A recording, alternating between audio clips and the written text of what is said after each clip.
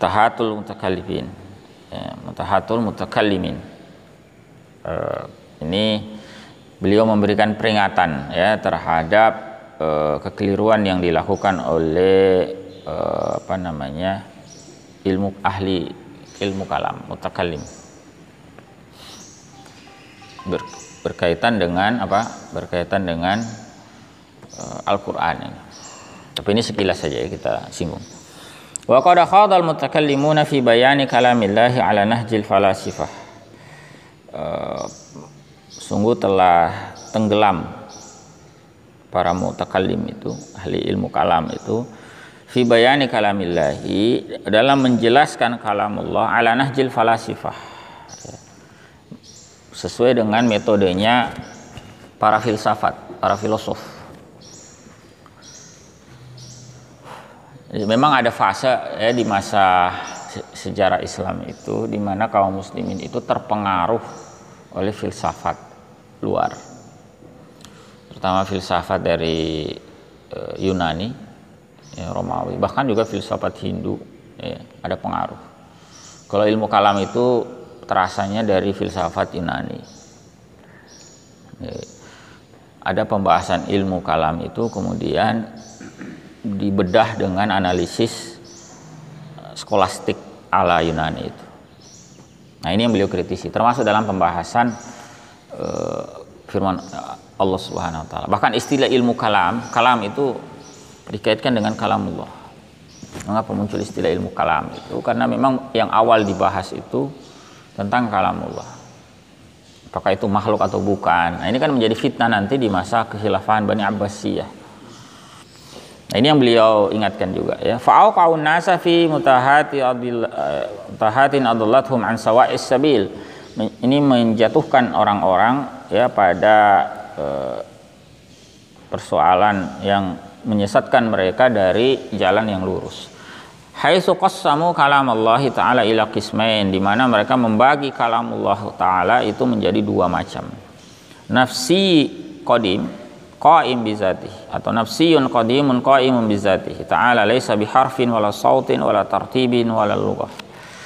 Ya, sebagai ada istilah itu kalam nafsi yang qadim yang bersama dengan zatnya Allah Ta'ala, bukan berupa huruf, tidak pula suara, tidak ada tertib, dan juga bukan berupa lughah. Itu jenis yang pertama yang disebut sebagai kalam nafsi. Kemudian ada juga wa kalam lafzi, kalamin lafziin atau kalamun lafziin. Huwal munazzalu 'alal anbiya'i alaihimus salam wa minhul kutubur arba'ah. Ada juga yang mereka sebut sebagai kalam lafzi yang diturunkan kepada para nabi alaihimus salam. Di antaranya adalah kitab-kitab yang 4. Kitab-kitab yang 4 itu Zabur, Taurat, Injil, Al-Quran. Nah, itu yang dalam bentuk kitab fisik itu yang mereka sebut sebagai kalam lafzi ya.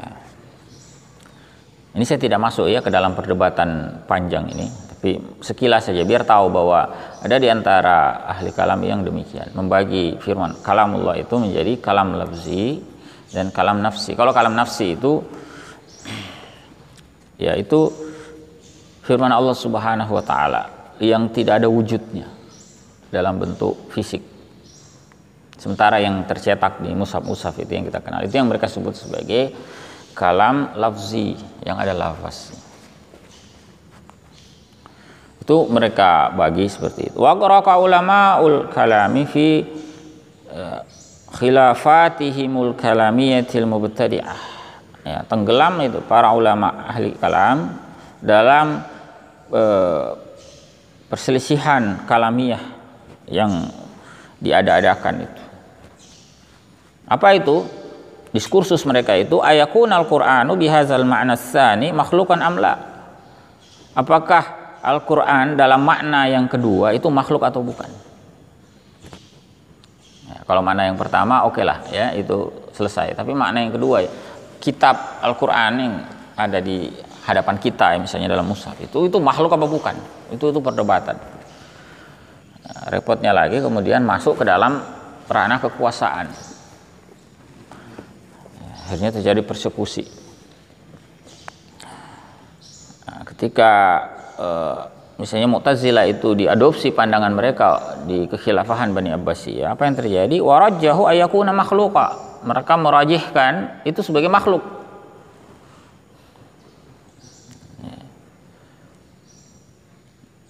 Orang yang tidak menerima, yang tidak sepakat itu dipersekusi, lama ditangkapi, ya, siksa. Masuk Imam Ahmad bin Hambal itu kan mengalami itu. Wa kharaju bidzalika an manhajis salafis salih fi ma lam yarid bihi kitabun wala sunnah. Mereka keluar dengan cara itu tadi, keluar dari manhaj salafus salih, ya, terkait perkara yang tidak disebutkan oleh Alkitab dan juga oleh As-Sunnah. Harusnya tidak perlu sampai segitunya gitu. Ngapain membahas segitunya? Mestinya selesai bahwa Al-Quran itu kalamullah. Tidak perlu lagi masuk ke pembahasan ini kalam nafsi, ini kalam lafzi, begini-begini ya. Wa tanawalu sifatillahi bitahlilil falsafi alladhi yuaddi ila tashkiki fi aqidatit tauhid. Ya, mereka melakukan analisis falsafi kepada sifat-sifat Allah yang ini menghantarkan pada tashkik, ya, perkara yang menimbulkan keraguan dalam akidah tauhid, ya, terutama fitnah Mu'tazilah masa itu luar biasa, ya. Wa mazhabu ahli sunnati wal jamaah, mazhab ahlus sunnah wal jamaah itu isbatu ma asbatahu Allah ta'ala li nafsihi minal asma'i was sifati aw asbatahu rasuluhu sallallahu alaihi wasallam fi masahan. Itu adalah menetapkan apa yang ditetapkan oleh Allah Ta'ala bagi dirinya berupa asma, ya, nama-nama, ya, sifat, atau apa yang ditetapkan oleh Rasulullah sallallahu alaihi wasallam yang sahih dari beliau. Wahasbuka, cukup bagimu, ya, ini bagi kaum muslimin mestinya cukup, tidak perlu masuk ke dalam perdebatan kalamiah tadi yang membingungkan itu. Hasbuka antu mina bi annal kalam sifatun min sifatihi ta'ala. Cukup engkau mengimani bahwa kalam itu adalah sifat di antara sifat-sifat Allah Ta'ala. Qala subhana, di mana misalnya Allah Subhanahu wa taala berfirman tentang Nabiullah Musa alaihissalam di surah An-Nisa. Wa kallamallahu Musa taklima. Ya. Allah itu betul-betul berkalam dengan Musa.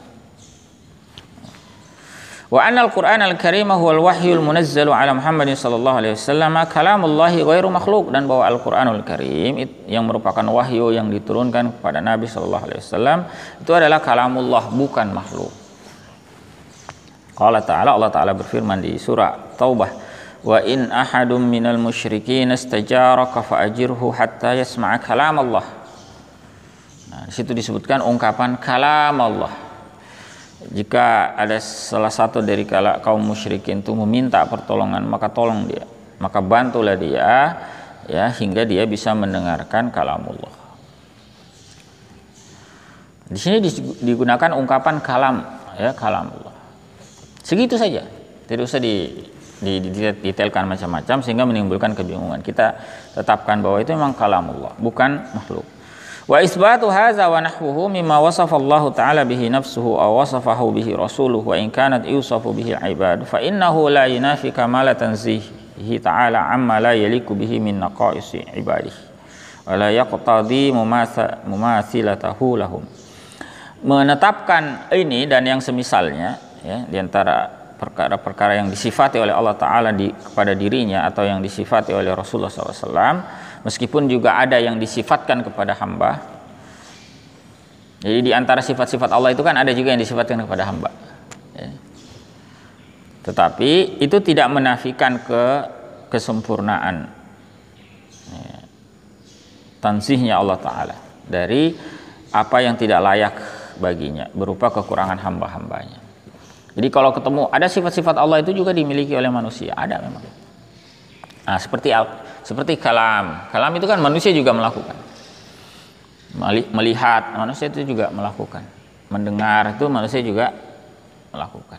Itu kan sifat Allah. Allah itu kan sami'un basir. Manusia bisa mendengar, bisa melihat enggak? Bisa. Tetapi melihatnya manusia, mendengarnya manusia kan tentu jauh, tidak sama. Nah, tidak dapat disamakan dengan mendengar dan melihatnya Allah Subhanahu wa taala. Begitu juga dengan kalam. Nah, kesalahan mutakallimin itu karena terjatuh, ya ada di antara mereka itu yang terjatuh pada itu. Ini kalau Allah berkalam gimana nanti? Ya, dibayangkan itu akan menjatuhkan, menisbatkan kelemahan kepada Allah Subhanahu wa taala, menisbatkan sifat makhluk kepada Allah Subhanahu wa taala. Padahal tidak demikian. Sebagaimana Allah punya sifat-sifat yang lain. Bahkan misalnya seperti Rahim sekalipun itu juga Allah sebutkan itu ada dimiliki oleh hamba-hambanya. Bahkan Nabi SAW itu di akhir surat Taubah itu disebutkan Raufur Rahim. Ya. Tapi itu tidak menafikan ya kesucian Allah ya Subhanahu wa taala dari sifat-sifat kelemahan. Ya. Allah itu maha suci ya dari sifat-sifat kelemahan. Dan juga wala yaqtadi mumasilatahu lahum, tidak atau mumasalatahu lahum, tidak berkonsekuensi menyerupakan Allah dengan mereka, dengan hamba-hambanya. Gitu ya. Iz annal ishtiraka fil asma'i, karena kesamaan dalam nama la yaqtadil ishtiraka fil musammiyat, tidak niscayakan kesamaan juga dalam yang dinamakan itu. Si A dan si B diberi nama yang sama, bukan berarti si A dan si B itu sama.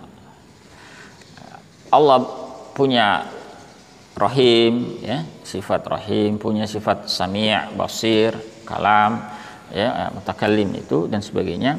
Itu makhluk juga ada yang punya sifat seperti itu, ya, tidak berarti kita menyamakan Allah dengan makhluk. Ya. Fasyattani bainal khaliqi wal makhluqi fi dzati was sifati wal af'al. Ada perbedaan antara khaliq dan makhluk dalam zat, sifat dan af'al, perbuatannya. Wa zatuhu ta'ala akmal, zat Allah taala sempurna, wa sifatuhu asma, sifat-sifatnya paling tertinggi, wa af'aluhu atammu wa a'la. Ya, af'alnya itu sempurna dan tinggi, paling sempurna dan paling tinggi. Wa idza kana al-kalamu sifat kamalin lil makhluk, kalau kalam itu merupakan sifat kesempurnaan bagi makhluk, fa kaifa yantafi hadza 'anil khaliq, bagaimana bisa kita menafikan ini dari al khaliq? Bagaimana bisa sifat kamal ini, sifat kalam ini dinafikan dari al khaliq? Wa yas'una ma wasi'a ashabu Rasulillah sallallahu alaihi wasallam wa ulama'ut tabi'in wa a'immatul hadits wal fiqh fil 'usuril mashhuri laha bil khair qabla zuhuri bid'atil mutakallimin min al iman ma ja'a 'anillahi aw sahha 'an rasulih fi sifatihi ta'ala wa fa'alihi isbatan wa nafyan min ghairi ta'tilin wala tashbihin wala tamtsilin wala ta'wil. Ya, ini sikap kita seperti ini mestinya ya. Jadi mestinya kita bisa menerima ya apa yang bisa diterima oleh para sahabat Rasulullah SAW, para ulama tabi'in, para imam ahli hadis dan fikih di masa yang diakui bahwa mereka itu baik ya. Ada hadis Nabi SAW ya yang mengakui kebaikan zaman awal itu ya. Khairul quruni qarni tsummal ladzina yalunahum tsummal ladzina yalunahum ya. Sebaik-baik generasi tua, sebaik-baik kurun itu adalah kurun atau generasi di masaku, nah, kata Nabi SAW. Kemudian generasi setelahnya ya. Nah, itu diakui al-masyhudu laha bil khair, ya al-masyhudi laha bil khair. Itu diakui ya, sebagai zaman yang baik. Sebelum munculnya bid'ah mutakallimin. Ya, jadi sikap kita itu mestinya bisa sama dengan sikap para sahabat ya ridwanullahi alaihim, para tabi'in, para imam sebelum munculnya masa pengaruh filsafat tadi itu. Nah, bagaimana sikap mereka? Minal imani bima ja'anillah, mengimani apa yang datang dari Allah, aw sahha an rasulih, atau yang sah dari rasulnya, atau yang sahih dari rasulnya. Jadi apa yang Allah sampaikan, apa yang Rasulullah sampaikan tentang apa? Fi sifatihi ta'ala wa fa'alihi, tentang sifat Allah taala dan af'alnya, itu kita imani. Tidak usah dibahas detailnya karena begini ya. Kesalahan besar itu filsafat Yunani itu kan semua perkara itu mau dirasionalkan, mau dikaji itu landasan rasionalitasnya itu seperti apa sih. Nah, repotnya ini zat Allah menjadi objek analisis mereka. Bayangkan akal manusia yang sangat jauh itu tuh mau dikaji itu ala tahlilil falasifah ya, sesuai dengan metode analisis filsafat yang selama ini mereka gunakan. kacau balau jadinya. Akal kita itu kan tidak sampai ke situ. Nah, mestinya ya berhenti. Tidak perlu dibahas lebih jauh. Maka kita mengikuti jejaknya generasi sebelum itu. Isbatan wa nafian, dalam bentuk isbat dan menafikan. Jadi kalau nas menyebut isbat ya kita isbat, nas menafikan kita menafikan.